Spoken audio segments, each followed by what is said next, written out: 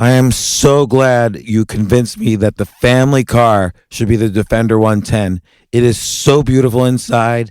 It's so comfortable, and it just feels indestructible. Yes, it really is. I've been waiting a long time for the new model to come out. The Defender 110, I'm telling you, it's my favorite car of all times. It's my third one.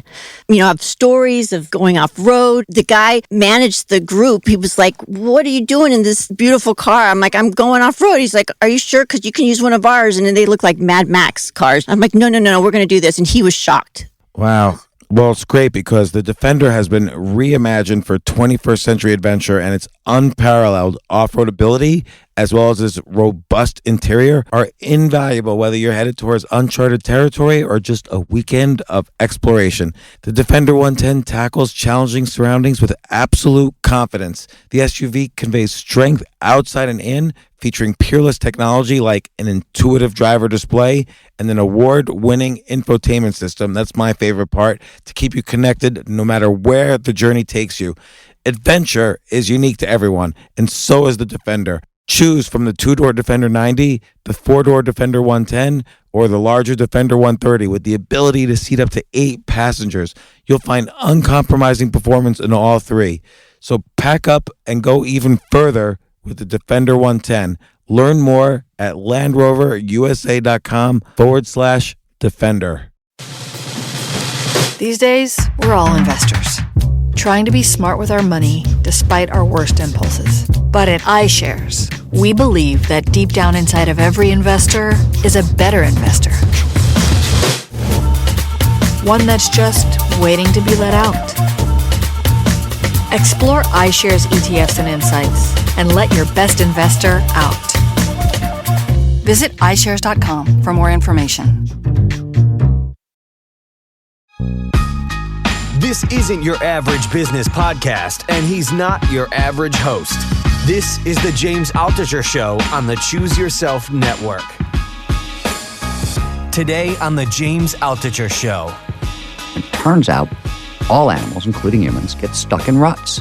Ronald K. Siegel at UCLA, he's a psychopharmacologist, and he discovered that pretty much every mammal, including humans, has found a way to alter their consciousness. How does he know? Well, they started to notice that lots of animals seem to be seeking out hallucinogenic plants on a fairly regular basis. Reindeer eat hallucinogenic mushrooms. Goats also eat hallucinogenic mushrooms. Dogs, NPR did a great story about dogs going after hallucinogenic, I mean, it's not all mushrooms. Jaguars will go after ayahuasca. Baboons, before they go into alpha combat over females, will use the iboga root, an extremely powerful hallucinogen. Otters, they will literally hit themselves in the head with a rock to alter their states of consciousness. So this is everywhere in nature. The question he asks next is, what the heck is going on? Like, why would this be? So I've got Steven Kotler and Jamie Wheal here. Steven's been on, this is your 4th time on, I think, for the podcast. You've been on for Abundance, Bold, Rise of the Superman, Tomorrowland, and now Stealing Fire. And Jamie, you're welcome the first time on the podcast. You guys co-wrote Stealing Fire, all about how to find flow. So welcome. Thank you very much. Thanks to be here. And so do you agree with me when I say that there's been kind of 2 tracks in your writing, and now Jamie, you're along for the ride on Stealing Fire here, and of course Rise of the Superman. Do you feel there's been 2 tracks where you had this sort of global optimism with Abundance, Bold, and Tomorrowland, where just the world is better than politics and media will have you believe, and then there's this other track of kind of internal optimism and flow and kind of extra natural experiences with Rise of the Superman and Stealing Fire, and now they're converging? I do think they're First of all, Jamie is definitely not just along for the ride. So much of Stealing Fire yeah, and I'm sorry, came out of his brain. I didn't mean that as an insult. I'm sorry. I got to step in for my partner because there's no possible way I could have done that book without Jamie. Oh my God, so much of him is in that book. But I think, my fundamental question has always been, what does it take to do the impossible? And the answer is usually some combination of disruptive external technologies, which is what we, disruptive technology, and what I think of as disruptive internal technologies. So, at the center of stealing fire are non-ordinary states of consciousness, of which flow is a classic example. Those are disruptive internal technologies. And I think if you're really trying to kind of level up your game, take on impossible challenges, it's usually a combination of both that gets you A to B. Well, and I agree. And you have some interesting examples in Stealing Fire, but I want to, just for the listeners, define flow, define what it means and what it does. For sure. And both, I'm sure you have slightly different definitions and... Yeah. Well, I mean, for one thing, in Stealing Fire, one of the key differences between that and The Rise of Superman, which was explicitly about flow in action sports, is Stealing Fire is actually about the broader and larger category of which flow is a subset. And what we did, we were kind of searching for contemporary terms. A lot of them have loaded baggage.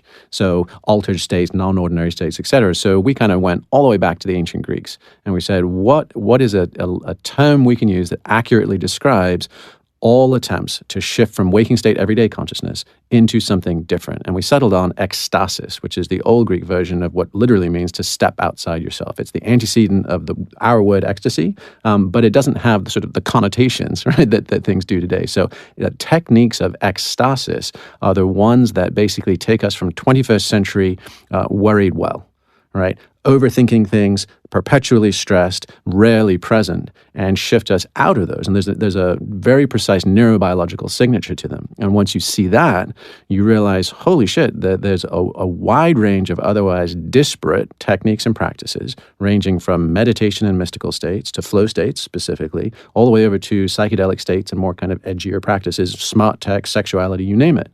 And So let me ask you this, and I'm sorry to interrupt. I'm an interrupter a little bit. Awesome. So with Rise of the Superman, I think I love the book, but I'm not an action sports guy, obviously. And I can appreciate that a lot of those guys in an extreme situation have to make life or death decisions faster than the speed of thought. And that puts them into these flow states where they lose the sense of time. They lose, they're kind of able to make these amazing decisions so fast that it's a hyper experience. But I wanted to know, well, what more about flow for creativity and for mental experiences? Like even a programmer gets into that state of flow when they just sort of lose sense of time and they're just programming for hours at a time without interruption. And I feel like with this book, you're telling me how I can get there more easily, and that's what I'm really interested in. I want to go into flow 100%, 120% of the time. Now, I know that's not,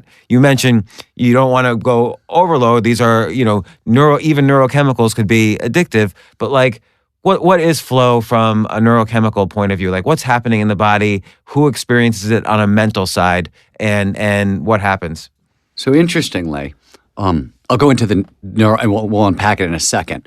Let's get back to the definition for half a second because I think we leaped over it.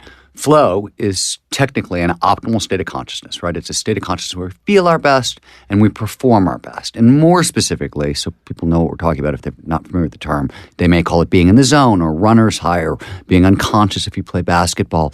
But it refers musicians experience it. Musicians experience it. And it's those moments of rapt attention and total absorption where you get so focused on the task at hand, everything else just disappears. Action and awareness merge, your sense of self disappears, time passes very strangely, and all aspects of performance, mental and physical, go through the roof. Interestingly, right, flow has historically been correlated, as you pointed out, with sports, with athletic activities. It's also been correlated with the performing arts, so being in a band, that sort of thing. But in our research, if you go to the Flow Genome Project website, right, you'll find a free flow profile. It's at Traitology. It says if you're this kind of person, you'll find flow in these directions. And it's become one of the largest surveys, I guess, ever conducted in optimal psych at this point. 50,000, I think, people have taken it. And the vast majority, I think it's 47%, fall into what we call the deep thinker category, which is they find the most flow doing exactly what you do, doing contemplative, creative, thoughtful work. So even though and this was shocking to us. Like we were really radically surprised. I wrote Rise of Superman thinking, hey man, action adventure sport athletes, they've got the market cornered on flow. And it turns out my own research disproved my thesis. Well, but it's interesting though, because when I was reading Rise of the Superman, I was thinking to myself, where are the chess players? Because when you play a game of chess, for instance, sure. you're playing essentially, you're looking at a table of wooden pieces, oddly shaped, for 6 straight hours, and you love it. You love every moment of it, and you realize 6 hours just passed. So where are the artists and the creators? Our friend Josh Waiskin, classic example, right? He talks about flow all the time, and he's a chess player. And the funny thing is, he's a extreme sport guy, extreme martial artist. But Mihai Csikszentmihalyi, who's often considered the godfather of flow, he's a psychologist. He was at the University of Chicago. He's now at Drucker. But when he started his flow research, one of the first populations he looked at were chess players. So where are the chess players? They're actually right there, kind of a foundation of flow. But I do think that that's been lost a little bit in translation. And I think a lot of it is probably, Phil Jackson, the being in the zone, that really and it wasn't, Phil Jackson popularized the being in the zone idea. I don't think he was the first person to say it, but that's what we started to associate with flow. But I think it's a popular misconception rather than what's really going on. So from a mental point of view, you point out that a lot of these innovations that have been happening in Silicon Valley and all over the world really are being developed by people who are experiencing also these creative states of flow. Like you guys went to Google and did all your experiments. It turns out Sergey Brin is like this master flow guy. Like talk about Sergey, what happened there. So the founder of Google. Sure. So, Sergey's an interesting fellow, right? And clearly more than just a really sharp head on a stick. And so... But I think most people wouldn't know that. Most people think, okay, they made a few tweaks to an algorithm and then they got lucky and they were at the right time. I think a lot of people they get stressed. Oh, how I can't be like Sergey Brin. And then they relieve the stress by saying, oh, but maybe he just got lucky. They don't realize there's actually something more to it. And I think I didn't realize that until your book, and you guys have that story. Yeah, so a couple of more interesting things about their background is, both Sergey and Larry are avid attendees of Burning Man, and they have been since the very beginning. In fact, everybody's familiar with those Google Doodles that show up on holidays and special events. The very first one was a picture of the stick figure of Burning Man over the Google symbol. And they were basically turning out the lights in Palo Alto. We're heading to the desert and, uptime be damned. So that has been a formative part of both Google's culture and what they were looking for as far as what does high-performing teamwork look like. Because a lot of Google engineers would go out to the desert. They would build giant art projects, sound camps, all these kinds of things. And that, it was what Stanford's Fred Turner calls communal vocational ecstasy. And that idea of what happens when we get together as a team, we drop our egos, we drop the divisions and separations between us, and we're performing more like Phil Jackson on the basketball court, the no-look passes and the alley-oop dunks, right? And so that's happening for engineers as well. And Larry and Sergey experienced that firsthand, brought on some of the earliest members of the Google team to share in that. And so attendance at Burning Man and contribution to these big, complex engineering projects out in crazy, harsh environments in the desert became a way that they sort of cut their teeth and became a way that they sort of forged the kind of culture they wanted to perpetuate. And so when the adult supervision came on, when they took on some rounds of capital and when it was clear that, hey, these 20-something guys need some help, you have to go hire a CEO. And they basically spend a year, breaking Silicon Valley and pissing off a bunch of senior executives and basically just being kind of uppity young punks. And they actually shifted their entire, and anybody who knows Google's, was infamous in its early days for crazy brain teasers and Mensa-like problems that they would ask people to see who had the creativity. And they really were at their wits' end on how to find a CEO. And so they heard that Eric Schmidt had actually been to Burning Man. And they were like, and Sergey, went on the record saying, we thought that was actually an important criteria because if he can handle that kind of environment, he's going to have a better chance of getting us. And so they basically auditioned him by seeing how well could he hang in the craziness, in the harshness, in the unpredictability. Could he help them sort of shepherd that communal vocational ecstasy without stamping it out like a management consultant might have?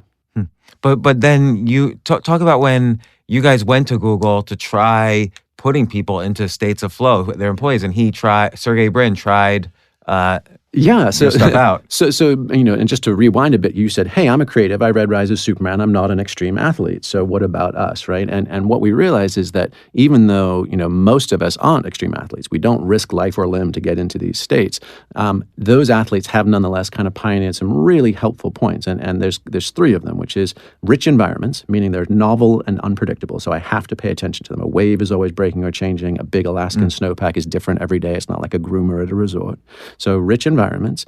Deep embodiment. I'm not just a head on a stick. I'm actually using my whole self and all my senses to be perceiving and integrating information. And then high consequence, right? And we found that so embodiment, environment, and consequence are three of the most... Consequence being life or death. Well, it can be life or death. It could be, as Steven constantly points out. Go ahead. Yeah, it's really not. You need risk, but it's definitely not physical risk. In fact, talking to people, most, and you probably know this as a speaker, people get on stage, the brain can't tell the difference between social fear and physical fear. They're actually processed in the exact same structures.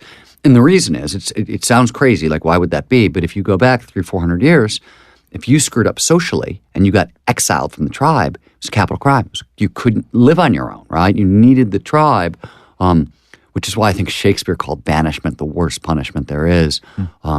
So social risk, emotional risk, intellectual risk, creative risk, all these things are phenomenal triggers for flow. So for example, when we work with organizations, the Flow Genome Project, one of the things that we talk about is, Silicon Valley clearly has, lots of faults. But one of the things I love that they've done is if you have a culture of rapid experimentation, and if you have a culture where failure is a badge, right? It's a badge of honor, you're creating an environment where people can take risks, and as a result, you're creating an environment that is going to drive more flow. So if you don't have that fail forward, fail faster motto, or if that's not part of your corporate culture, it is going to be a lot harder to turn your corporation into a high-flow environment. Same thing with rapid experimentation. Rapid experimentation, first of all, it gives you a lot of fast feedback, which is another kind of flow trigger.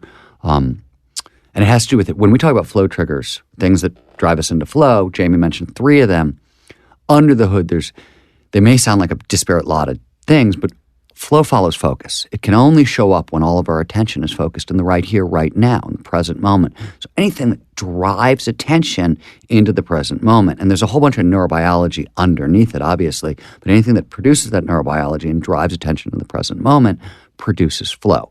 So all the triggers we're talking about, risk, deep embodiment, right? We pay more attention to what's going on when multiple senses are engaged, right? And the idea is that, again, getting into this state of flow is going to lead to higher states of functionality, productivity, creativity, and so on. Well, it's as an outcome, potentially. Yeah, so and satisfaction. Yeah. Right. So if you think, This is why people enjoy doing extreme sports or the arts or whatever. Yeah, and there's, Steven just said, hey, there's social, emotional risk, there's all these kind of things. One of the ways most of us hack and create more risk for ourselves without even knowing it to motivate ourselves is procrastination. Yeah, exactly. So like a deadline in the morning will get me to sit up and pay attention because I'm going to risk professional liability, whatever, social shame, whatever it would be. So if we're not completely fired up about a project, if we're undermotivated, many of us will just intuitively stall. And we'll stall until the point when I have no other options or I'm doomed.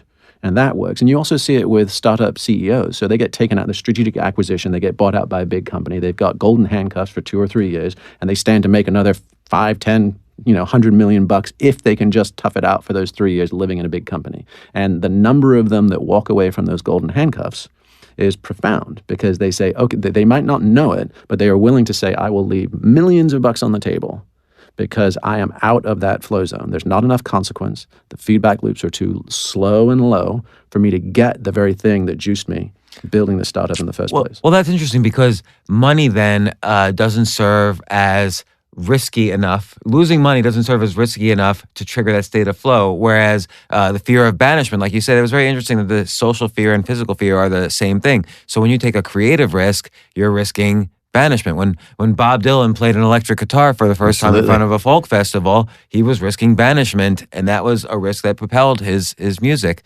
But again, though, I keep getting back to this great story you have about Sergey Brin in the book. Yeah, for sure. Yeah. So I mean, and so one of the things that Sergey has done is he's continued to build out and explore his whole self. And one of the things he's done is seek out action adventure sports. So he's done everything from taking the Red Bull Air Force and done skydiving to kite surfing to you name it. But he's also been training his tennis game with the Stanford tennis coach who we know. He's also been engaging in gymnastics training, and he's also been engaging in mindfulness and meditation. So basically, we had back to those 3 risk triggers from the action and adventure sports of consequence, environment, and embodiment. We worked with engineers to build these giant sort of adult extreme playground equipment. So giant looping swings that you're hanging upside down 20 feet upside down, and you're having to kind of pump around and around. The thing we always imagined we would try and do in elementary school on the chain swings, but you never could, right?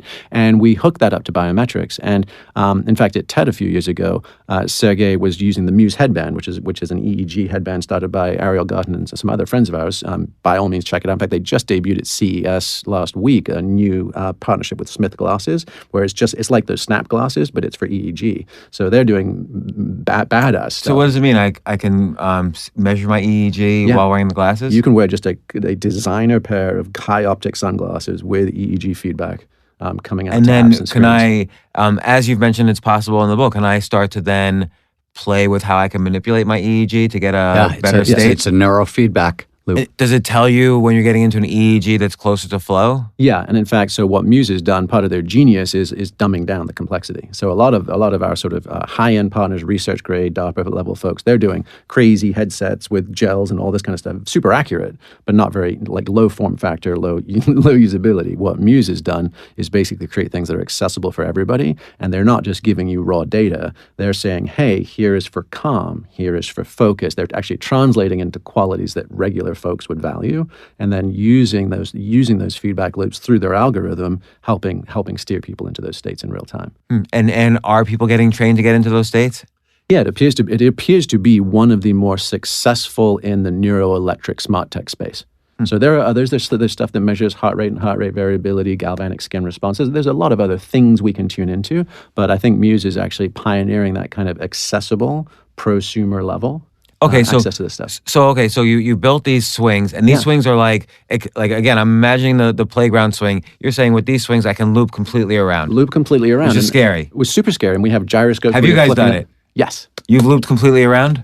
Absolutely. Yeah. Absolutely. I mean, our 10-year-old daughter crushed it. In fact, she holds the record. She did 35 loops in 60 seconds, which was nudging the world record. Wait, I would be scared to put my daughter on something where she's looping 360 degrees around in 60 seconds. Exactly, and I just used her as a test dummy. So there we have it. But she's an Amazon. Is there like a mat just in case she falls, or? Well, it's all strapped in with harnesses and ropes and all that kind of stuff. But the point being is the benefit of that, other than just being fun, is what happens when exactly the experience you just described, the whoa shit moment. I need to collapse into fight or flight.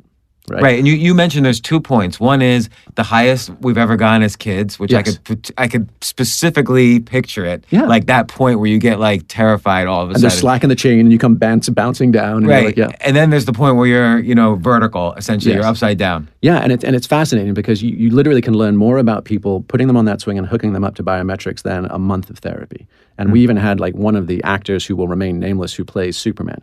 on the big screens, got on the thing and couldn't move it to save his goddamn life. He was literally like herking and jerking, like no. It's only like 4 or 5 possibilities here to figure it out. Exactly, but we'll keep it vague. Right. But it was fascinating, and you'll see people when they get close to being upside down, literally like break at the waist, drag their ass, and what you have to do is you have to like drive your heart and thrust your hips through that plane of motion to actually come through. And so what we saw with Sergey is we hooked him up to a heart rate variability monitor, got his baseline, which was steady state and normal. And then he started pumping. Now, this is where it all comes together. So he already has a mindfulness practice. He had already kicked ass and was the top of the leaderboard at TED when he was using the Muse headset demo. And he's been doing embodiment and action sports. So he's used to a lot of these sensations. So when he first started pumping and he's trying to focus and he's trying to get it done, his biometrics went to hell. right? But the moment he got the rhythm and the moment he got the sense of gravity and the sense of momentum, then he clicked into the zone and he ended up flipping it completely. And there's all sorts of LED lights and sounds. It's kind of like one of those county fair, smash the hammer kind of ideas. So he was getting that. And then he actually starts pumping backwards and loops it backwards as well. And the number of people that have looped it on their first try is about 5%. Because you burn so much energy just trying, and people are jacked and they're really nervous. So most people just flame out, and they might get it, subsequent tries, but very few people get it first time. And no one other than Sergey has done both forwards and backwards. Because if you think backwards, you're pumping backwards, whooshing through the air blind. You can't see what's happening. So then I wonder, and this is the question that naturally arises, which is there a link between the fact that he is so easily able to get into the zone and he created the biggest company in the world? Well, and you see that with Elon Musk too, is very much like an extreme risk taker physically. Yep. So, you see with a lot of these guys. I think to move it off of flow for a second into the broader category of ecstasis, I think and this is not our insight, this was Abraham Maslow's insight, but back in the 50s, but pretty much one commonality you see in almost any successful person is they found a way to alter their consciousness. They found a way to shut off their normal self and unlock these states. And now, I'm not going to draw one-to-one correlations because that would be ridiculous, but what we know about these kind of non-ordinary states, they're states of heightened information, right? When we're in these states for neurobiological reasons, we are taking in far more information per second, and we're processing it far more quickly and far more completely. We're trading conscious processing for subconscious processing, and the limits are, wild. If you conscious processing, what your brain can do right now can handle, and this was Mihai Csikszentmihalyi did the work on this, the University of Chicago. By the way, I've never known how to say his name before. Can you say it slowly? Mihai Csikszentmihalyi. And he wrote the book Flow. He wrote the book Flow. He's considered kind of the godfather of flow psychology. And I should just openly admit that the only reason I can say his name correctly is when I wrote my second book, West of Jesus, I was on NPR somewhere, and I slaughtered his name. I mean, and somebody called up and went, "Hey, moron, Mihai Csikszentmihalyi." And I was like, okay, never going to forget that one. Yeah, that's good. Yeah, everybody goes through that. I went through it.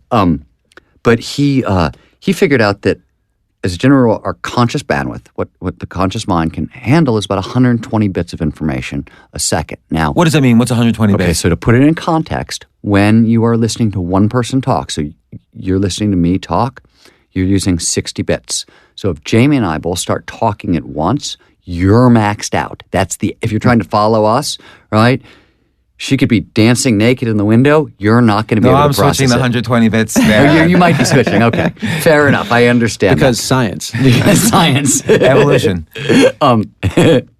But subconscious processing, the adaptive unconscious, and I'm using the adaptive unconscious. That's the term psychologists like today, and it sort of separates the like Freudian unconscious, right? The old idea about the unconscious to what we're talking about it now. It has an unlimited processing capacity. We don't actually know how much information it can process per second, but it's essentially nearly infinite as far as So what's an example? Like, what's the most extreme thing you've seen somebody do in a state of flow, either extreme sports or mental or whatever? Pretty much every viral video, those people are awesome videos, where people are hucking giant, basketballs, full court slams or whatever it is. I mean, you basically see things that beggar the imagination, and once completed, almost couldn't be redone again. It's everything from a hole-in-one to a perfect musical composition. I mean, it's when everything clicks, and there is fundamentally, almost a frictionless environment. And just to circle back and answer your question about Sergey. So did Sergey build, a multi-billion-dollar company because of his versatility, across the spectrum of his physical, mental, psychological, neurological self?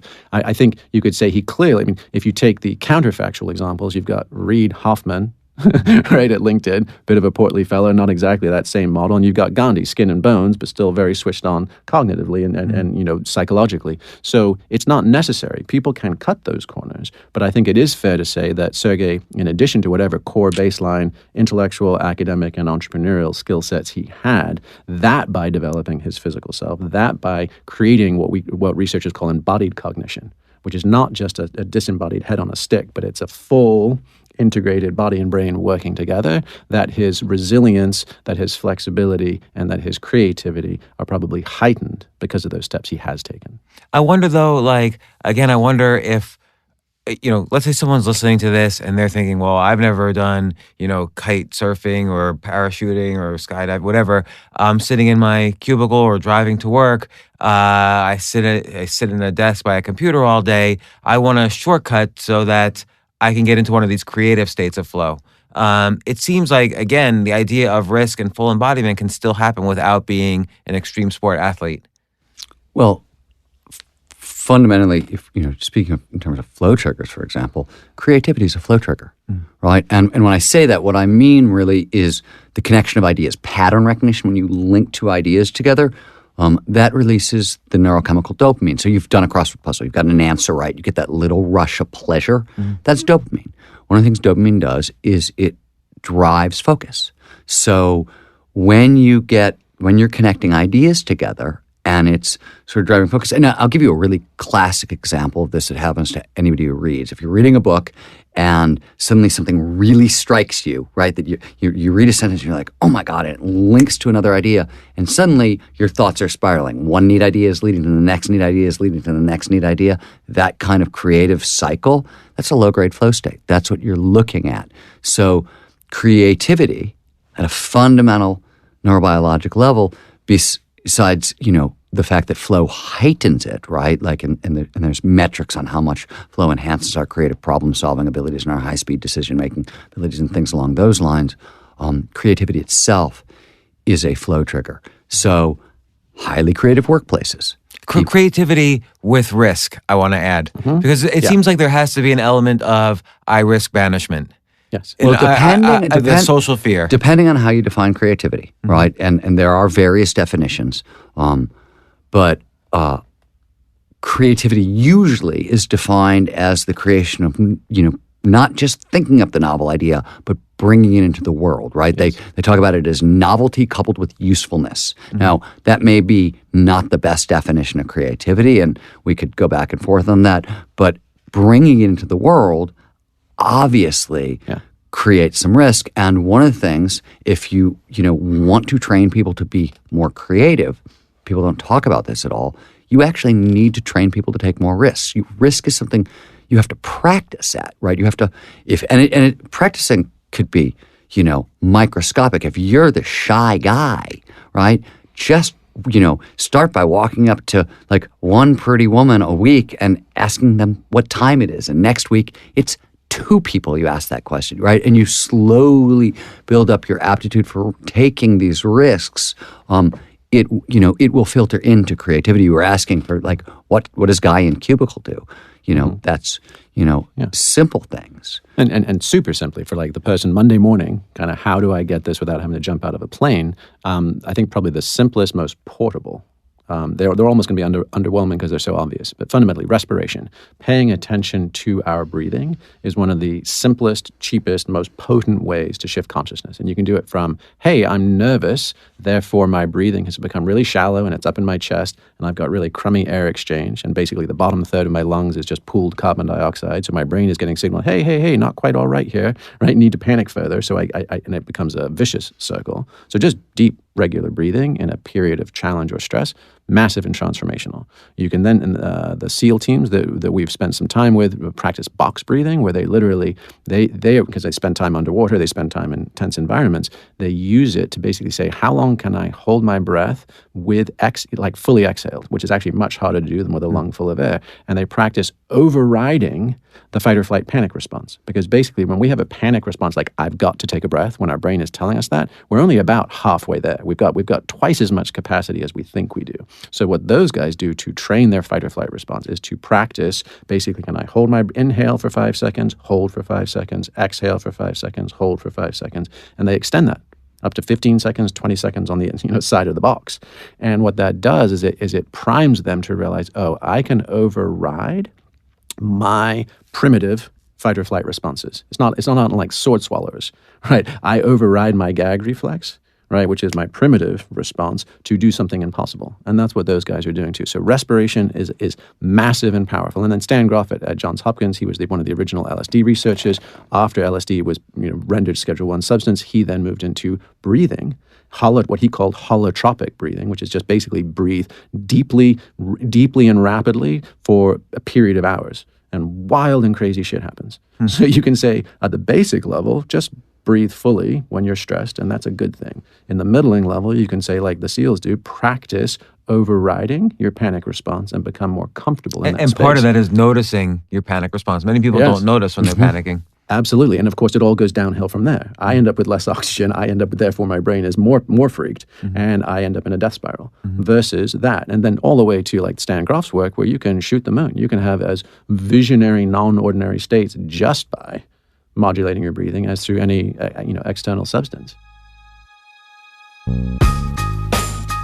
Let's stop to take a quick break. We'll be right back.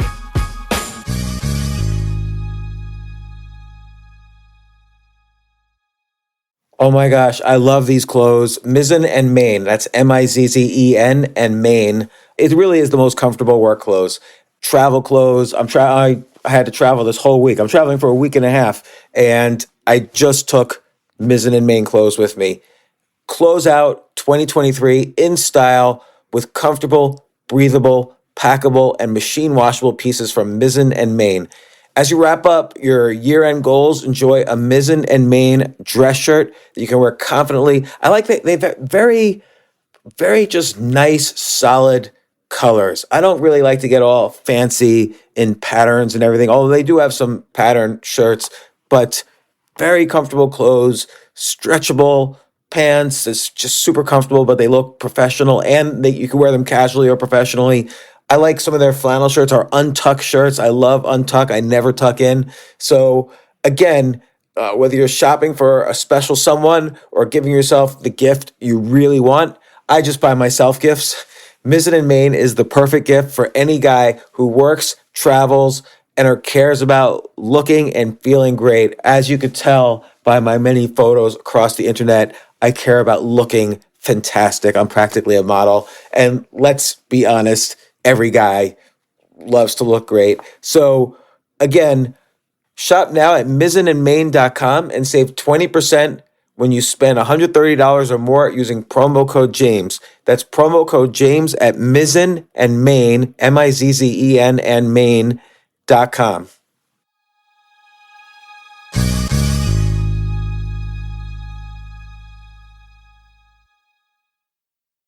You know what I love about fantasy sports is that even though I'm not going to be a great basketball player or a baseball player or a football player or whatever, I feel like I get to participate and make decisions and use my knowledge of these different leagues or these different sports to compete.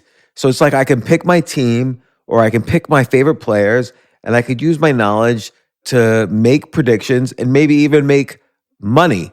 So with the basketball season here, you can now pick combo projections across football and basketball from the Specials League on Prize Picks. This is a league created specifically for combo projections that include two or more players from different sports or leagues. Want to play alongside some of Prize Picks' favorite players like rapper Meek Mill and comedian Andrew Schultz, who's also been a guest on this podcast, and I've been a guest on his?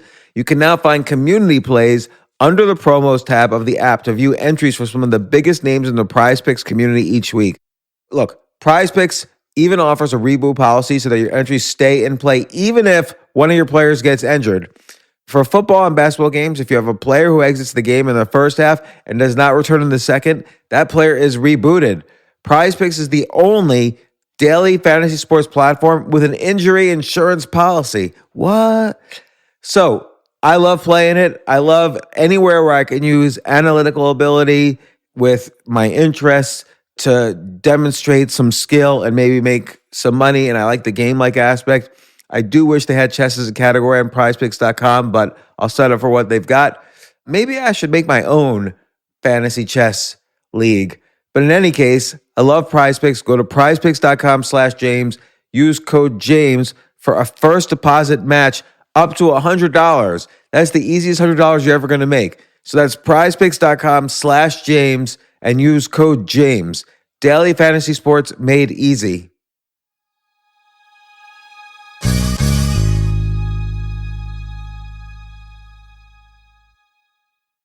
The future of learning is definitely online. Like, it's such BS that you have to spend $200,000 or take $200,000 in loans and go to some fancy school when it's useless. It doesn't guarantee you a job.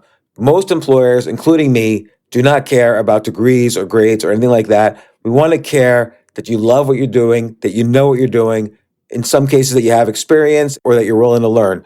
But people in general love learning and are curious. Like, the key to success is curiosity.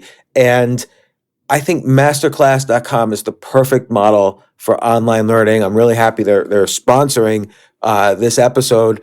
If you're going to give a gift, give the gift of learning. Masterclass makes a meaningful gift this season for you and anyone on your list, because both of you can learn from the best to become your best, from leadership to effective communication to cooking.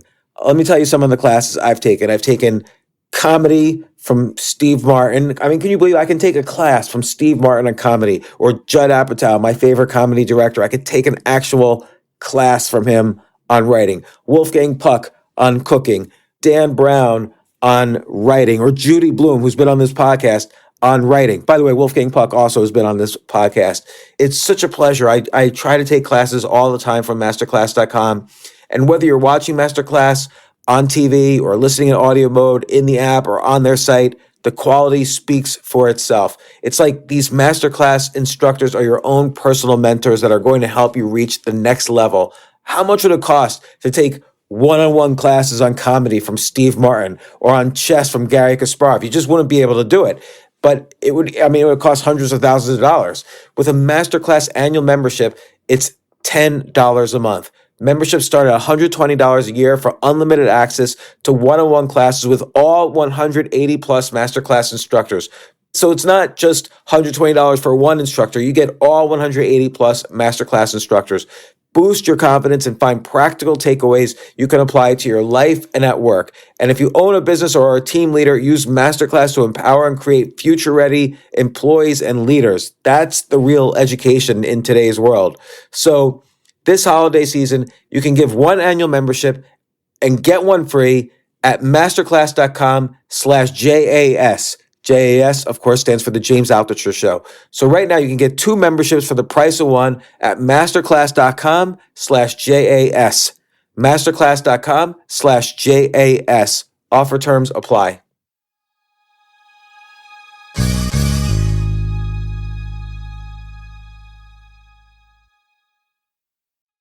So what are some other ways to kind of take risk without it being so high stakes that you're really at risk? That's an interesting. I personally really, honestly, not to take a page out of Brene Brown's book, but vulnerability is, it's a really good practice for a lot of reasons, right? A lot of emotional reasons and things along those lines. But by definition, being vulnerable, saying, hey, James, last night I couldn't sleep at all. I was up all night. I was so anxious about what we were going to talk about today. That statement, right? The vulnerable risk, that's a big risk for a lot of people. Well, it's interesting you say that, because I was thinking of this when reading about a lot of the studies you mentioned in your book. There's another book, Emotional Agility by Susan David. I don't know if you've seen it, but she talks about how if you even write down on a piece of paper what you're feeling vulnerable about today, versus a control group, 6 months later, the people who wrote down their vulnerabilities still feel a higher level of tranquility than the people who just were placebo. Oh, that's fascinating. Yeah. So vulnerability does have a big effect, because even if you're not sharing it, it's somehow a risk to admit to yourself even. Yeah, and sometimes it can be, I'm going to disclose. I mean, one of the best little sort of mnemonics for this that I've heard, and Steven and I share it all the time, is play the game of who can play the vulnerability card first. So not just can I overshare, because that gets boring and dull too, especially if you feel like someone's recycled some shit they did with their therapist on a couch a few months ago, and they're just trotting it out to show how self-aware they are. That's duller than dirt. But can you get into the absolute present moment with somebody and basically give yourself permission to just have Tourette's, like episodic Tourette's, and be like, I'm really bored right now. Or I'm hearing you, but I'm realizing I checked out about 30 seconds ago. Right? But what I'm super curious about is the question behind your question. And the moment you actually get beyond dueling narratives or even woven narratives and you start speaking to the exact present moment, then everybody sits up. And that's a really fun way to play with each other. And so you never have to have a dull cocktail party again, which is like, what do I actually want to blurt out right now? And let me blurt it out compassionately and with some degree of skill. But can I actually shock myself with what's going to come out of my mouth? Because it's going to be much more interesting for both of us. Have you tried it? Yeah, all the time. Like what happens? Well, I mean, fundamentally, it depends. It depends. Like the less aware the other party is that you're wanting to play a game like that, the more skillful you have to be. If, on the other hand, everybody's agreeing to kind of play a similar game, it can become fascinating. You can be in line at lunch and you can be like, hey, I'm just noticing I'm really attracted to you and I'm just curious about that. And she can be, rather than be like smacking you because you're being a creep, she can be like, oh, well, I'm noticing that I have no attraction to you whatsoever. In fact, what was that Although movie? If she's not aware and you say that's higher risk, it's definitely could put you in a faster kind of excited state if she doesn't know. Yeah, and then you get it's like that Ricky Gervais film. What was it? The Invention of Lying or something, right? It's like that. I mean, it's fundamentally playing that game just for the thrill of it, and then you get to that place of intersubjective flow, which is what's his bucket Turner at Chicago called communitas. What happens when we both are together in an unpredictable moment? That's exquisite. That's novel, and that goes back to what Steven was talking about. Novelty is half the fun. So you talk a lot in the book about not necessarily artificial ways, but other ways to kind of get these enhanced consciousness. I love your initial chapters. You talked about what's the size of the altered state economy, and it's like $4 trillion a year is spent on basically altering our states. It's not really. Altered states almost feels bad, like we're trying to cheat in the Olympics or something, but it's a natural thing. Like people drink coffee every day, they smoke cigarettes, they take anti-anxiety pills, they take Adderall, whatever. So, sort of two questions tucked in there, and I'll sequence them backwards. But I didn't even realize there's two questions. You're in a that state smart, of man. Your kung fu is that good. Ronald K. Siegel at UCLA. He's a psychopharmacologist, and he discovered that pretty much every mammal and some birds, so every mammal, including humans, has found a way to alter their consciousness. They've found a way to change the channel on normal waking consciousness. How does he know? How do you know when? What they started to notice is they started to notice that lots of animals seem to be seeking out hallucinogenic plants on a fairly regular basis. Reindeer eat hallucinogenic mushrooms. Goats also eat hallucinogenic mushrooms. Dogs, NPR did a great story about dogs going after hallucinogenic. I mean, it's not all mushrooms. Jaguars will go after ayahuasca. Baboons, before they go into alpha combat over females, will use the iboga root, of extremely powerful hallucinogen. But it's not even hopped up on Mountain Dew, Chip. It's not even that the otters, and I can't remember what otters' favorite drug of choice is, but if they can't find it, they will literally hit themselves in the head with a rock to alter their states of consciousness. So this is everywhere in nature. The question he asks next is, the heck is going on? Like, why would this be? And he's come to two conclusions. One, he's figured out that the urge towards altering our consciousness is so powerful, he calls it a fourth evolutionary drive. And there's a lot of people who have since agreed with him, meaning our first three drives are sex, shelter, and food and water, right? So, and the urge towards intoxication is as potent and powerful. And the question is, of course, why, right? Because you get, cows on loco weed, which is one of the things that they will go after, are disoriented. They're more vulnerable to predators. They're more vulnerable to get injured by falling down in the field kind of thing. Lots of bad things can happen. So why would this possibly show up in evolution and everywhere? And it turns out all animals, including humans, get stuck in ruts. And these consciousness-changing technologies, they call them depatterning influences. In other words, they allow us to think creatively. They turn off our normal waking self. They turn off all the normal filters we apply to information, and suddenly you can see more information. You can see novel solutions. And so that urge that is fundamental, right? And it makes a lot of sense. If you think about survival of the fittest, right? There are two ways you survive. One, you can compete over scarce resources, right? That's the competition model. That's the model that says we are competitive survival machines. And that was basically what we believed for most of the 20th century.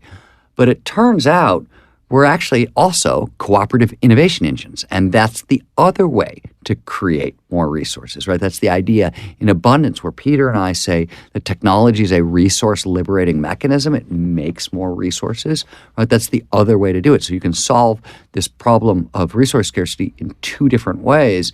And intoxication seems to lead you to the novel solution answer. So it shows up everywhere in nature. It's a fundamental drive. And to bring this back to the altered state economy, when we started looking at this and when we started researching stealing fire, it sort of emerged out of our work with Flow, and we started, meeting with high-performing teams all over the place.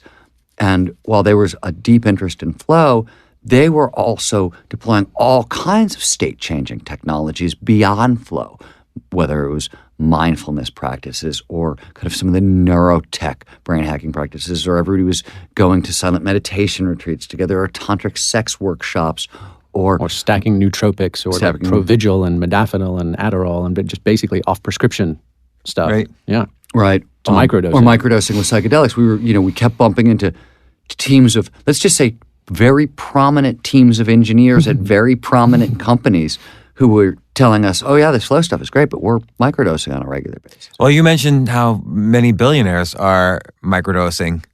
So what are they doing? And macrodosing. And macrodosing. Yeah. Well, both. But so to get back to the altered state economy for half a second before I jump into that other question, we decided we wanted to measure it. We were looking and we were like, wow, this is really considerable. What are we looking at? And so we decided we wanted to put a number. Peter Drucker famously, said, tell me what you believe and I might believe you, but show me your bank statement and your calendar and then I'll really know. And I'm paraphrasing. That's not the exact quote. And so we decided to look. We looked at the kind of the world's bank statement. We said, well, how much time and money, and mostly money, do people spend trying to change the channel on regular waking state consciousness? Now, mind you, this figure it's not all intentional, right? So a lot of the stuff we've been talking about is conscious, and it's not addictive, it's not obsessive, it's healthy is what we've been talking about. But the altered state economy just looks at our overall urge. And the number we came up with, and we were as conservative as possible, and I really believe that our number is probably half of what the real number is, but we tried to be as conservative as possible in our research, but it's $4 trillion a year. That's 1/16 of the global economy. That's bigger than the GDP of Russia or India, right? It's essentially 25% of the U.S. economy. That is, if nothing else, it is absolutely a measure of how desperate we are to kind of turn off the voice in our heads and get like a measure of peace and maybe unlock this kind of creative information, inspiration layer that you can access through. Well, either turn off the voice or enhance, because some of that's performance enhancement type stuff. Like coffee doesn't necessarily turn off the voice in your head, or Adderall doesn't necessarily turn off the voice. It kind of speeds it up. Whereas, like, let's say marijuana or LSD will turn off or switch the voice in your head. Yeah, and in fact, Robin Carhart-Harris at Imperial College of London has been doing some of the most contemporary fMRI imaging studies on brains on LSD. And in fact, if anybody's seen those wonderful, ubiquitous little colored brain maps that have been making the social rounds, like this is your brain on LSD, it's probably some of his contemporary research. And what's interesting about what he's been doing is because of the advancements in imaging tech, they're able not just to take a static snapshot, but start seeing brain movements and patterns over a period of time. And he's come up with two critical insights, because he was actually interested originally in studying the unconscious. He came in through psychology, and he was like, well, I'm underwhelmed by the Freudian, Jungian, way to plumb the depths. What if we can use a pharmacological primer and then reliably measure people in these clunky machines we have, the fMRIs? And what they found out was not only do the networks that support our self-consciousness and self-awareness disintegrate, and when you lose a couple of nodes, it's a little bit like shooting down the Death Star. When you knock out a couple of the power towers, the whole grid goes down. So we do lose our inner critic. We lose lose all those filters. So there's more. We're willing to entertain much more of the incoming information, but also we get increased network connectivity across otherwise fragmented and isolated regions of the brain. So when you spoke to why might billionaires be opting to use these use these compounds as problem-solving tools, it's that 1-2 punch that really seems to deliver some of the lift that presumably they're valuing. And do you think they're using it tactically? And you address this a little bit in the sense that you can't kind of overdose on all your neurochemicals all the time. You have to kind of moderate a little bit to be optimal. So what's an optimal way to kind of take me? Let's say from this starting point, I want to start maximizing whatever consciousness I can get and creativity and so on. What should I do using every tool available, technologically, physically, mentally, pharmacologically? What should I do? Because that's ultimately the goal. That's what your research is all about, is how to get me better. For sure. Well, Because I'm selfish here. I want to be selfless, as you suggest, Flo. Well, I would start by, maybe you need a podcast and you should probably write a book. And maybe if you give away all your stuff, right, and don't live anywhere. Check. Okay. Wait. Okay. So he's done that. All right. I'm out of ideas. Jamie, what do you got? Yeah. Well. Funnily enough, I mean that's the last chapter in the book Stealing Fire, which is what's the user manual. And granted, to try and address all of this in 30 pages is glib, but one of the simplest things we would say is create a hedonic calendar. So basically, take all of these state-changing or altering practices that are in your life or you'd like in your life, ranging from the super simple, like I sit for 15 minutes with my Headspace app and do a little bit of mindfulness every morning, all the way to the shoot the moon. I spend a week at Burning Man, or going down to Peru and sitting with a shaman, or going to climb Mount Everest, or an ultra marathon. Right? It doesn't really matter what the mechanisms are, but what's in your world. Take a look at your menu, and then evaluate them based on how much bang for buck do I get out of them. And we even kind of include a bit of an equation, which would be the value equals the time it takes to learn it or execute it, times the reward. What do I actually get from it that's stable, that I can actually roll into my life with measurable impact and benefit, divided by the risk. And so everybody's risk tolerances are different and subjective. So you've got to plug in your own on that. But once you get that stack rank, you basically you've got 5 buckets. You've got, what do I do every day? And those are probably foundational, positive, and supportive, ranging from flossing my teeth to, a session of yoga or going for a run, right? I can't, things you pretty much can't do too much of. They're just net positive, but they're incremental, like flossing your teeth, right? Then what do I do once a week? Right, once a week is a period of mild shoot the moon, potentially a little bit of hitting that ecstatic button, but not so much that's going to leave me destabilized or fuzzy come Monday morning.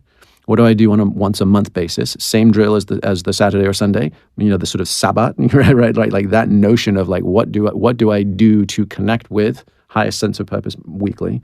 Blow it out a little bit more monthly. So once a season, quarterly, and then annual, what's my absolute kind of bucket list shoot the moon? And that way, once you stack them and sequence them that way, you're doing 2 things. One is I'm trying to maximize the likelihood of me doing all the positive things every day. That's my foundational stuff.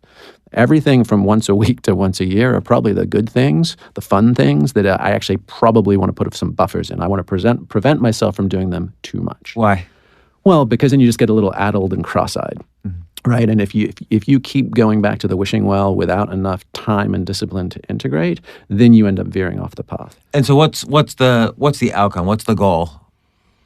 If I could be so crass about it, I just say accelerated development and taking the information from these states and turning it into integration and then application.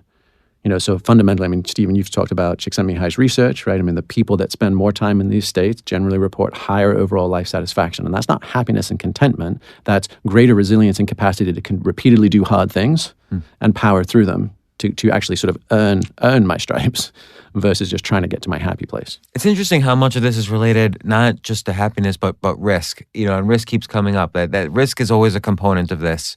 And it seems like, let's say whether it's pharmacological or you talk also about a lot of technological things like helmets you can wear on these glasses.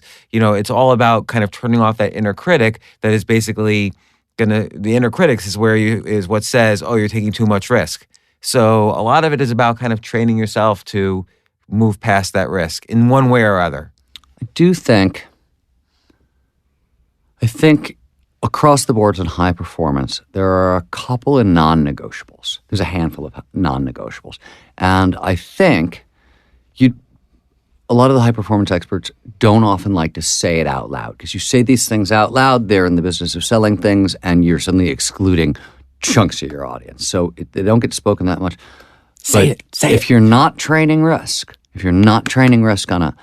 on a regular basis, you're not going to get A to B, right? You're not. It's a sort of a deal breaker. So your acuity towards, hey, this is all about risk. It's not all about risk. There's a whole lot of other things going on.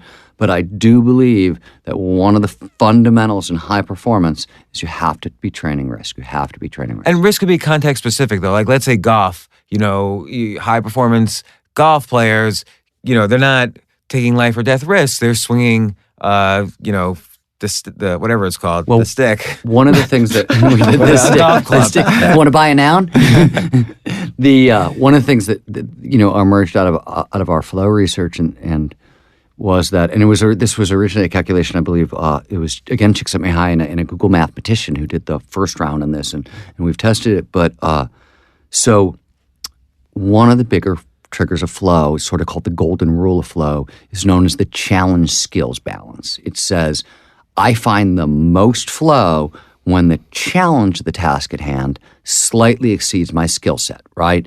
So you want to stretch but not snap, a little risk. And they tried to put a number on it. And the number they came up with was 4%, a 4% difference. The challenge is 4% greater than my skill set. So how do you quantify that in many cases? Which you can't at all, subjectively. I mean, but like a sense then. Okay, so let me give you an example. This is one way I tested it. For example, downhill mountain biking. There are obstacles on the down.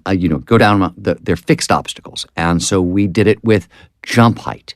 And if I'm comfortable jumping a 15-foot gap, right? That's my comfort zone. There's no real challenge there. I can do that on a mountain bike. Well, what's 4% greater than that? And that's my sweet spot, right?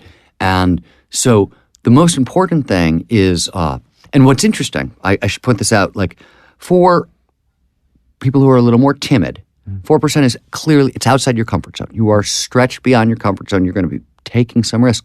But for top performers, for high performers, when we deal with professional athletes or when we deal with the special operations guys, 4% is tiny to them. They blow by that without even thinking about, right? Like top performers will take on challenges that are 20%, 30%, like 40% greater. Well, like just high altitude, low open night jumps, or being in the middle of an ocean and getting picked up by a submarine that's moving at 20 knots and they have to actually like fish themselves in by the rope underwater to get into the hatch. Like those guys are forever doing.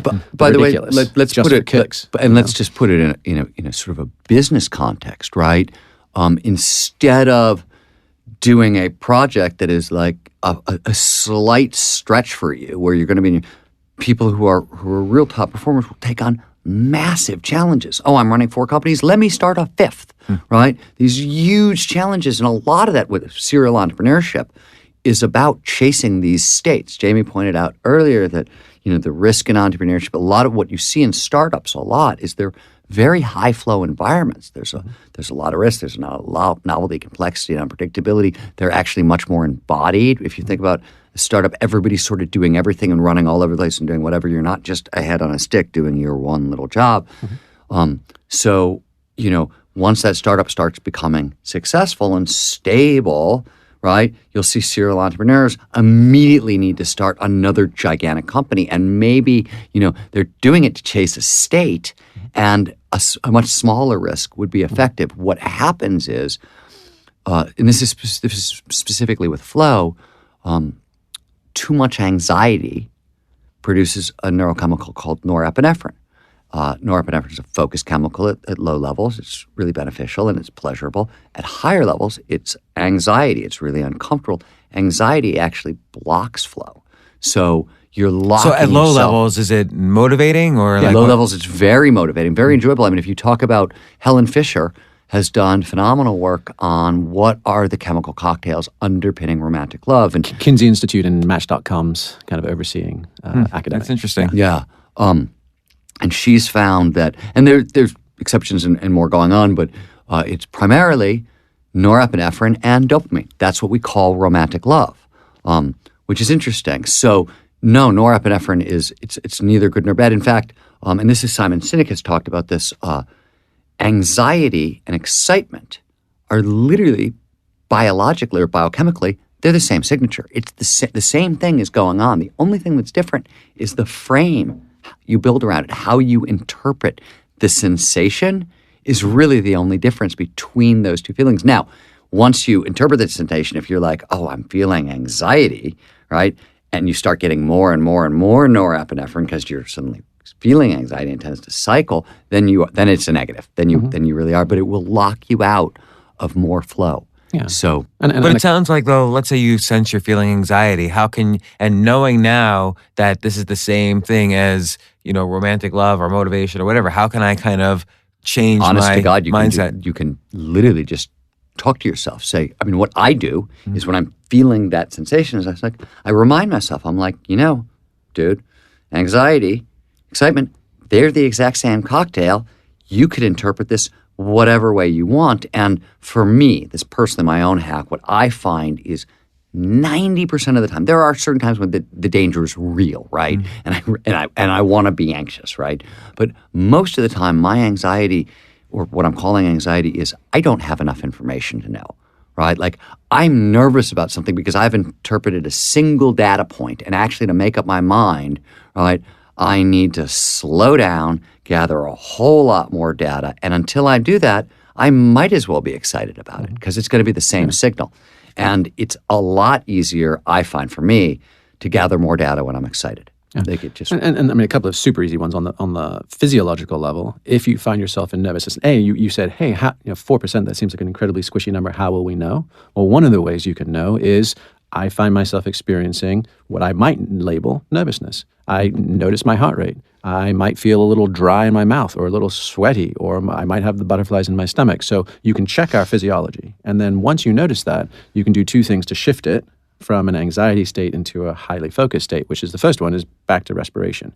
Take a deep breath and exhale 3 times. Doesn't need to be fancy. You don't need to have a mantra. You don't need to do it. Just take 3 deep breaths and, relax your shoulders. Just check, because if you're experiencing anxiety, you've probably rolled your shoulders. You're probably hunching. You're probably not breathing. So deep breaths, Relax shoulders your back, jaw. relax. That'll do it. And then at the psychological level, do what Steven did. In fact, I think Olga Kazan at The Atlantic wrote a bit on this, but it's fundamentally when you notice I'm scared or I'm anxious, literally override it and say, I'm excited.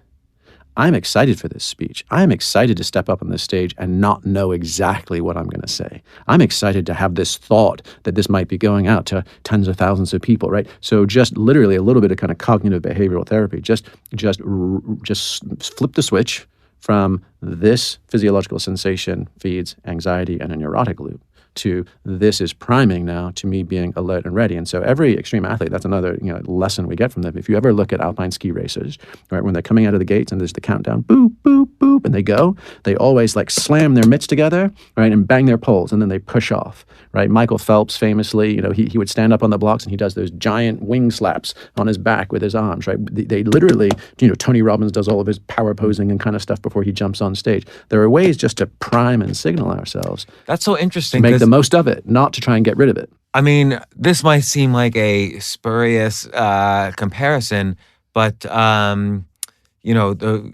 Force Awakens, the Star Wars movie. I don't know if you noticed the bad guy, Kyle Ren, or I forget his name.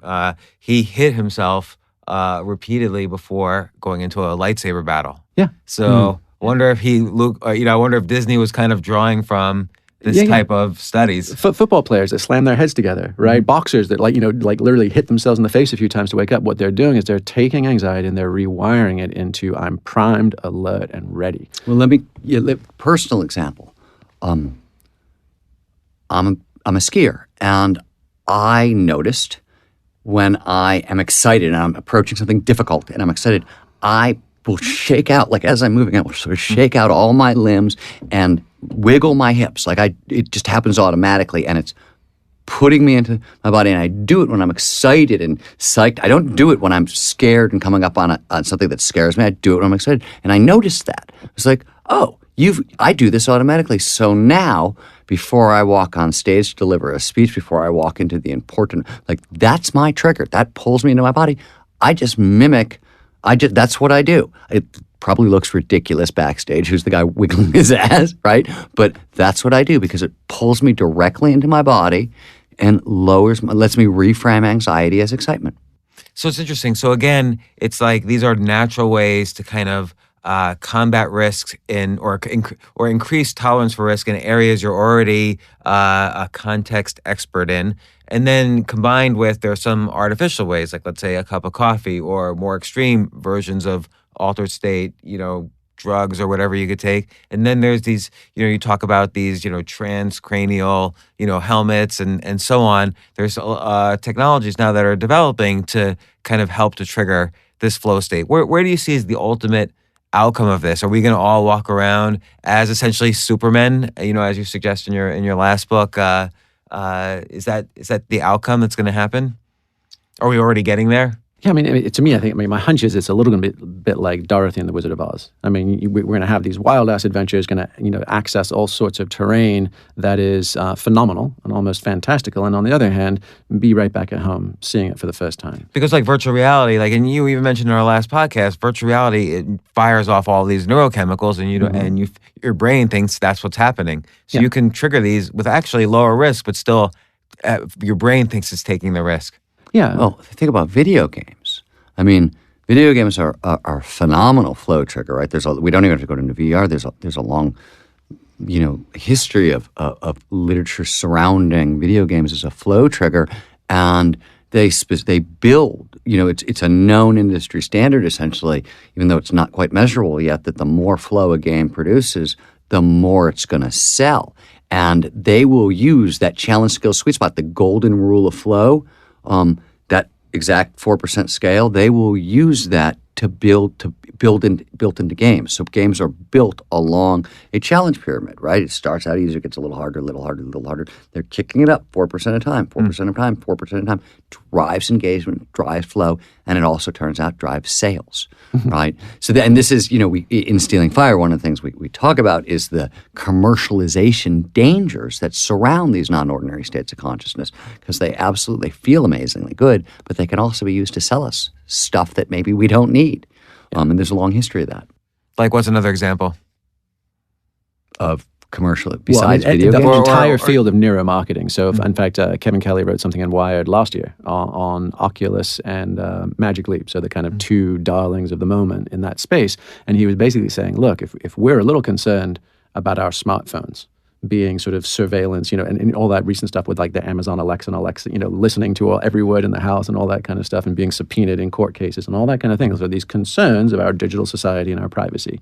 He said, then if that's a surveillance tool that we willingly put in our own pockets, right, that VR is going to be a surveillance state we voluntarily enter. Because what's happening in VR already, it's all in the name of improved user experience, but the ability to also turn it into commerce is seamless and happening as well, which is what's happening to my pupil dilation, because my pupil dilation is directly correlated with norepinephrine in my system. What's happening to the micromuscles of my face? What happens to my eye gaze and where I linger? All of these biometrics. And the more we give willingly to create an improved user experience in these immersive realms is going to be the more biometric and psychological data that can be then captured and rolled back to us. So if we think retargeted ads following us around the internet is a little invasive, we're going to basically saying, here I am an open book, play me like a strings, and we won't even know when those buttons are being pushed by whom and for what. I'm fine with that. I just want to be an improved person. So I'm okay if they steal all my information, whatever, just as long as I don't go to jail for anything that happens in a virtual reality, I'm good.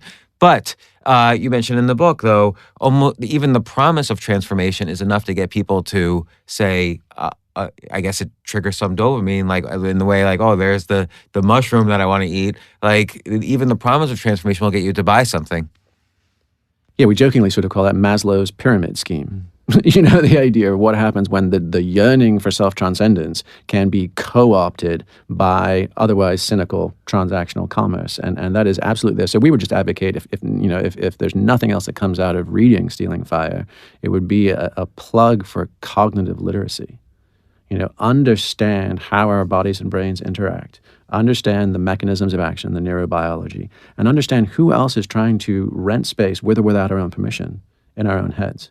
Well, I think that's a great point, and we see this in the kind of just the huge domination of the news cycle this past election took. I bring it up only because we haven't brought it up at all in this, because it's kind of completely irrelevant. It's irrelevant to the discussions in Bold and Abundance, and it's irrelevant to these discussions. There was an election? I'm sorry, there was an election. Right, exactly. It has nothing to do with anything. When you realize the pace of innovation being driven at the same time by this pace in improved understanding of our brains and consciousness and so on, and positive psychology that's and how it's all connected. So I think these innovations are happening faster than anything that can basically slow them down. Well, it's interesting. There's definitely parallels. So in Abundance, we talked about 4 emerging forces that give us a chance to solve grand global challenges for the first time, right? In Stealing Fire, we talk about 4 emerging forces: psychology, neurobiology, technology, and pharmacology, that are unlocking all these internal technologies, right? These internal disruptive technologies. And all 4 of those, you can make the case, if in psychology, I'll explain, all 4, I think, are starting to advance exponentially. And they're all becoming information sciences. In psychology, you see it with big data. Psychology has become a big data science. For example, our flow profile that has 50,000 users. Neither of us are psychologists, PhDs, and we, created this survey, put it up online. We have, huge database, user populations that we can draw from now. So psychology is becoming a data science as well. And all these things are advancing exponentially, and as a result, we're able to kind of map and measure what's happening in our brains and bodies when we experience the inexplicable. So that's new and that's neat.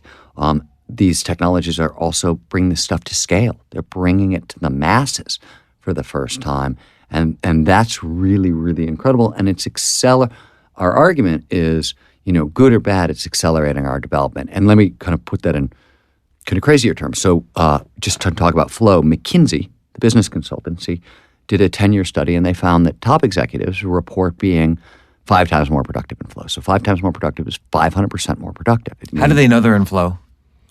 I think it was self-reporting and surveying self-reporting over that Okay. time. Yeah, it was self-reporting. There are some subjective, academically validated flow inventories and questionnaires. So that's how they used it. Like they lose sense of time. Yeah. So exactly. like ping me, let me report, and we'll aggregate. Yeah, data. we've known that there are, depending on who you agree with, there are 7 to 10 core characteristics of flow. And so they just, it's essentially a checklist. And it's 500% more productive in flow, and is what they self-report. And so think about that. That means you can go to work on Monday, spend Monday in a flow state, take Tuesday through Friday off, and get as much done as your steady state peers. 2 days a week in flow, you're 1,000% more productive than the competition. So clearly from this conversation, our organization, which is one of many who are, training high performers how to get better at this, and we're training businesses, we're training companies, and kind of the level up from, these non-ordinary states is incredible. We're seeing huge, we were talking about a productivity spike, but there's a huge creativity spike, there's accelerated learning. We're seeing all these things. So businesses, companies that are not doing these things, where some of the top companies, a lot of the top companies are really starting to, and they're getting better and better and better because these forces are accelerating. The tools we have to work with are getting more robust, they're better, they're cheaper, they're easier to use. As Jamie was talking about with the Muse headset, right? Like, these things are much more available. Top companies are using them. It's not going to be long before, if you're not deploying these technologies, you're not going to be able to keep up. You're not going to be able to compete. Yeah. But also, James, you sort of soft pedal that question, like, hey, what about the current political climate, and does this have any intersection? And I would say, hell yes, of course. Right. And so, when we were writing this book, we thought there was a 10-year arc, and then the election happened. We realized, oh shit, it's on right now. And Tim, what do you mean? Why is it on right now? Well, because I think we're all playing for mortal stakes with consequences for multiple generations, and even shifts in governments. And anytime you have all three branches of government occupied by one singular ideology, that threatens to break democracy. That's not how it was intended. There were supposed to be checks and balances. When you have the appointing of lifetime appointments to the Supreme Court affecting legislation and rule of law for decades, when you have long-term global international contracts for everything from global warming to macroeconomic treaties and geopolitical interplays of balance between Russia, China, and the U.S., you've got lots of things. In fact, I read a good article. It was just basically saying that the post-war sort of Pax Americana, that the balance of powers may be forever broken and destabilized. Like any of the diplomatic adjustments to this incoming administration are not going to be unwound at the end of 4 years.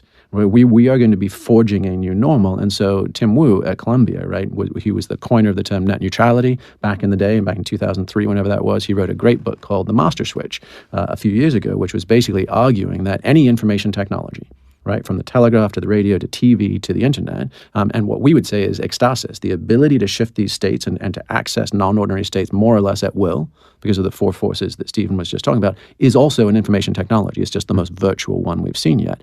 And Tim Wu's point is they all start out utopian and democratic. Woohoo, everybody gets some, right? And they all end up hegemonic and centrally controlled. And so, if back in the 60s, the rallying cry was the personal is political. Then you say the transpersonal, what we're talking about with ecstasis, is flat out revolutionary.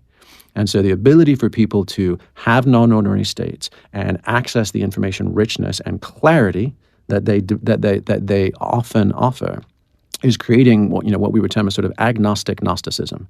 People are having certain verifiable truths as to who am I, what is this world about, and what am I here to do. But it's agnostic in the sense of I'm not going to then become a fundamentalist, right? There's just too many data points here for any of us to commit that old fallacy. But once we do that, what are we here for? And what are we willing to take a stand for? And what values am I willing to live and die for? So on the one hand, you could say, yay, techno-utopianism, this has nothing to do with politics. And on the other hand, you could say, this is just in time to create an open source, irrepressible revolution in general decency, civic engagement, practical applications, and personal connection with that which matters most, whatever that is for every individual. Well, I very much agree, and I think this is a great book, Stealing Fire. Steven Kotler, Jamie Wheal, thank you for coming on the podcast, Steven, for the fourth time. I'm always a reader of your books, so keep them coming. Next book, give me a list of all the ways I can train risk, and I'll be very happy. That'd be a great, because then I'll do everything you say. So it's very sweet of you. Thank you. Thanks again for coming on the podcast. Thanks for having us. For more from James, check out The James Altucher Show on the Choose Yourself Network at jamesaltucher.com and get yourself on the free Insiders list today. Hey, thanks for listening. Listen, I have a big favor to ask you, and it will only take 30 seconds or less, and it would mean a huge amount to me. If you like this podcast, please let me know. Please let the team I work with know. Please let my guests know, and you can do this easily by subscribing to the podcast. Probably the biggest favor you could do for me right now, and it's really simple. Just go to iTunes, search for The James Altucher Show, and click subscribe. Again, it will only take you 30 seconds or less, and if you subscribe now, it will really help me out a lot. Thanks again. AI might be the most important new computer technology ever. It's storming every industry, and literally billions of dollars are being invested. So buckle up. The problem is that AI needs a lot of speed and processing power, so how do you compete without costs spiraling out of control? It's time to upgrade to the next generation of the cloud, Oracle Cloud Infrastructure, or OCI. OCI is a single platform for your infrastructure, database, application development, and AI needs. OCI has 4 to 8 times the bandwidth of other clouds, offers one consistent price instead of variable regional pricing, and of course, nobody does data better than Oracle. So now you can train your AI models at twice the speed and less than half the cost of other clouds. If you want to do more and spend less, like Uber, 8x8, and Databricks Mosaic, take a free test drive of OCI at oracle.com/advance. That's oracle.com/advance. oracle.com/advance.